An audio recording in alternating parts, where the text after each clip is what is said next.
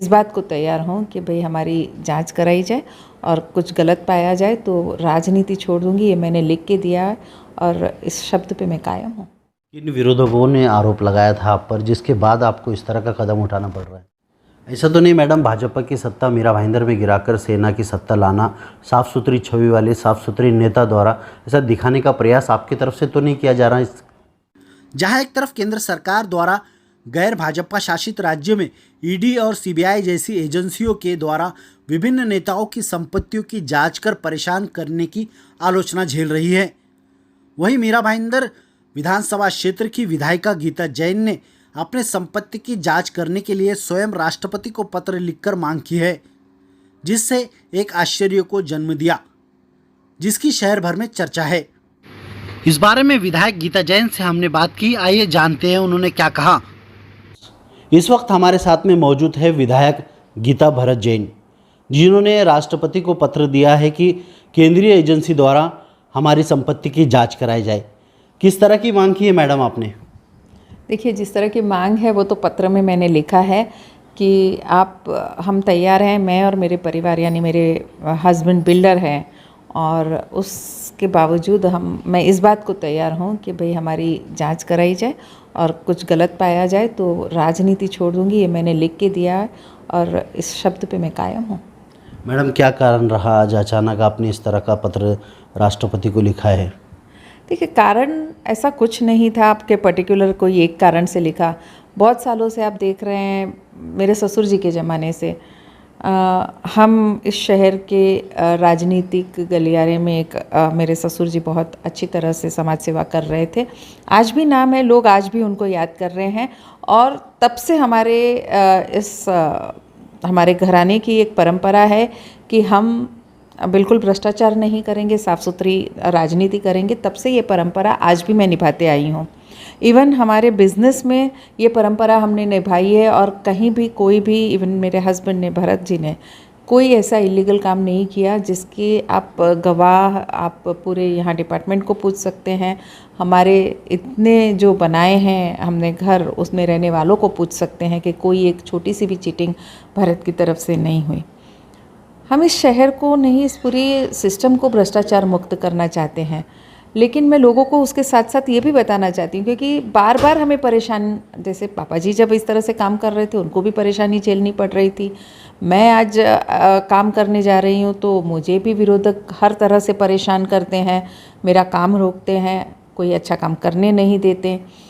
तो ये बहुत हो रहा था, तो बार बार हम विरोधकों का ये इल्ज़ाम लगाना, तो मैं लोगों को बताना चाहती थी कि नहीं, मैं लोगों के लिए सिर्फ फीते काटने वाली महिला नहीं हूँ, मैं भी काम करना चाहती हूँ, और ये परेशानियों के साथ मैं काम कर रही हूँ। बहुत परेशानी झेलनी पड़ती है, भ्रष्टाचार मुक्त अच्छी तरह से काम करना, उसमें ज़्यादा परेशानी है। आप भ्रष्टाचार के साथ काम करो तो उतनी परेशानी नहीं झेलनी पड़ती जितनी आज मुझे झेलनी पड़ रही है। तो लोगों को ये बताना चाहती थी कि नहीं, मैं काम करना चाहती हूँ और मैं अपने वायदे पे कायम हूँ, मैं काम करके रहूँगी। ये मेरे पे जो बार बार इल्ज़ाम लगा रहे थे विरोधक के, ये फीते काटती है, ये काम नहीं करती, मुझे बताइए आप, कोरोना काल में हमने इतना काम किया, उसके बाद ये जो इतनी बड़ी निधि मीरा भाईंदर के लाई है वो आज दिन तक कोई नेता नहीं कर पाया है। तो ये मेरी ईमानदारी का सबूत है कि हम पे विश्वास करके नेता हमें इतनी बड़ी निधि देते हैं, जो आज दिन तक सिर्फ कर्ज के रूप में आया, आज मैं निधि के रूप में ले आई हूँ।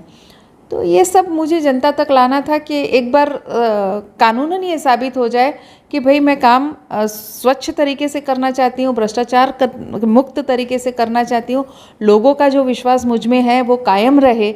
इसीलिए ये एक पत्र लिखने का मेरे मन में विचार आया और मैंने पत्र लिख दिया। किन विरोधकों ने आरोप लगाया था आप पर, जिसके बाद आपको इस तरह का कदम उठाना पड़ रहा है? देखिए, विरोध का मैं कोई पर्टिकुलर किसी नाम के साथ कहना नहीं चाहती, लेकिन आपने बीच में एपिसोड देखा होगा कि जो कुछ भी मेरे भाई के साथ हुआ, हालांकि मैं उसके लिए भी कहूँगी कि हमारा कोई आर्थिक या ऐसा कोई व्यवहार मेरे भाई के साथ कभी भी नहीं रहा है, और उन पे भी ऐसे कोई इल्ज़ाम अभी तक साबित नहीं हुए हैं। लेकिन उसको लेके उन्होंने जो 4 महीने मुझे परेशान किया, बदनाम करने की कोशिश की, और ऐसे कई वाक़ये आते रहते हैं।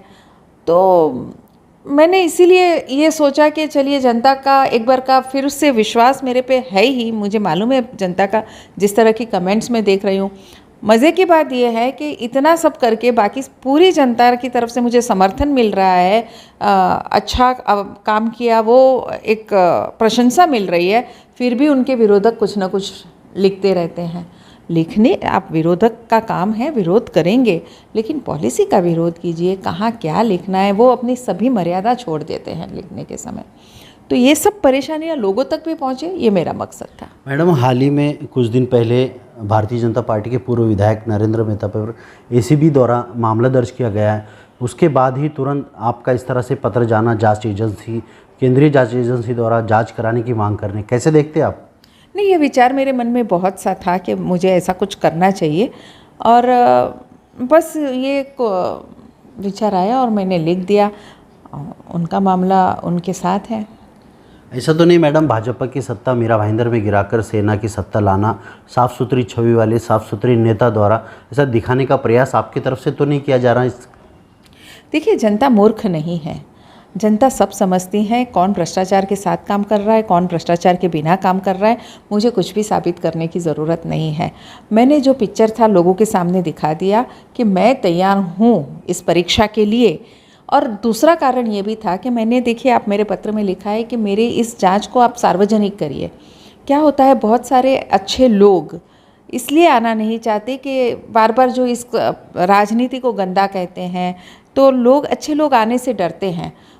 तो मैंने, अगर ये मेरी जांच सार्वजनिक हुई तो मैं चाहती हूँ कि ऐसे कुछ और लोग हिम्मत करें जो भ्रष्टाचार से लड़ना चाहते हैं, जो भ्रष्टाचार के विरुद्ध है, साफ़ सुथरा काम करना चाहते हैं, उनमें भी हिम्मत आएगी कि वो इस क्षेत्र में आगे आएंगे। ये मेरा मकसद था।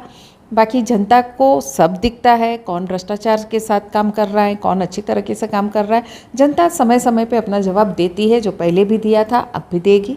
मैडम, मुझे लगता है महाराष्ट्र की पहली मामला है जो विधायक ने खुद जांच, केंद्रीय जांच एजेंसी द्वारा जांच बिठाने की मांग की है। कई लोग ऐसे हैं कि ईडी द्वारा कार्रवाई के लिए डरते हैं। इवन हमारे शहर के खुद लोग उस मामले में पीड़ित थे, लेकिन आप कैसे इतनी बड़ी हिम्मत आपने जुटाई इस पूरे प्रकरण में? देखिए, जिसको अपने आप पे विश्वास होता है, ये विश्वास होता है कि मैंने अभी तक कोई ऐसा भ्रष्टाचार किया नहीं है। मेरे परिवार में इस बिज़नेस चला रहे हैं इतना बड़ा, लेकिन उसमें भी ऐसा कोई मामला हमारे यहाँ हुआ नहीं है, कोई भी इलीगल काम अभी तक हुआ नहीं है। उस विश्वास के साथ मैंने इतनी बड़ी हिम्मत की कि एक बार क्यों नहीं जनता को ये भी मिसाल दी जाए।